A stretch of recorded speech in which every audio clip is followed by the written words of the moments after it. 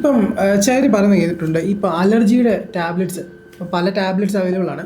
ഇത് എടുത്തു കഴിയുമ്പോഴേക്കും ചിലർക്ക് ഇപ്പം 40 ഉണ്ടായിരുന്ന വെയിറ്റ് ആണെങ്കിൽ അത് ശകലം കൂടുന്നു, വെയിറ്റ് കൂടുന്നു, അവർക്ക് അങ്ങനെ ഒരു ഇഷ്യൂസ് പറഞ്ഞ് കേൾക്കുന്നുണ്ട്. അത് എന്തുകൊണ്ട് അങ്ങനെ വരുന്നത്? നമ്മൾ അലർജിക്കുള്ള ടാബ്ലറ്റ്സ് നമ്മൾ പറയുമ്പം ആൻറ്റി ഹിസ്റ്റമിൻസ് ആണ് എന്ന് പറഞ്ഞൊരു കാറ്റഗറി മെഡിക്കേഷൻസിനെ കുറിച്ചാണ് നമ്മൾ കൂടുതലും നമ്മൾ സംസാരിക്കാറുള്ളത്. പിന്നെ അതിൻ്റെ പല കോമ്പിനേഷൻസ് ഉണ്ട്.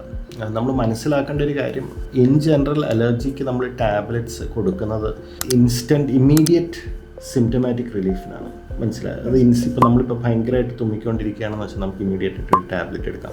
പക്ഷെ നമ്മൾ ലോങ് ടേം ഒരു ഇത് നോക്കുകയാണെന്ന് വെച്ചാൽ എന്നും എടുത്തുകൊണ്ടിരിക്കുന്ന ഒരു മെഡിക്കേഷൻ അല്ല ടാബ്ലറ്റ്. അതേസമയം നമ്മൾ ലോങ് ടേം കൺട്രോളിന് കൊടുക്കുന്ന സാധനം നേസൽ സ്പ്രേസ് ആണ്, സ്റ്റിറോയിഡ് നേസൽ സ്പ്രേസ് ആണ്. പക്ഷെ അത് ഈ പ്രശ്നം എന്ന് പറഞ്ഞാൽ അതിൻ്റെ ആക്ഷൻ ഇമ്മീഡിയറ്റ് അല്ല.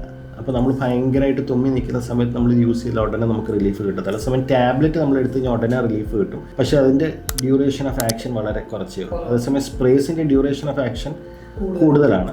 പക്ഷേ അതിൻ്റെ ആ ഒരു ആക്ഷൻ പീക്കായി വരാനായിട്ട് ഇറ്റ് ടേക്സ് ടൈം.